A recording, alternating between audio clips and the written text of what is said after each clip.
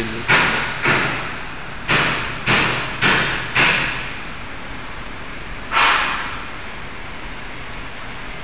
I'm authorizing. Engineer Arnel. Authorized na nga eh. Ha? Authorized na nga, authorizing pa. Hindi pa na din lang yun. Authorizing eh, ano yun? Present.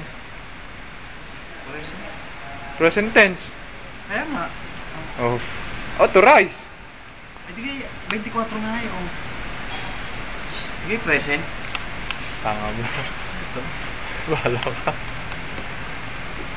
Ay, ano? Authorized lang? Authorizing. Ang kita mo pangat pakinggan, hindi naman tamang words yun. I'm authorized? Oo.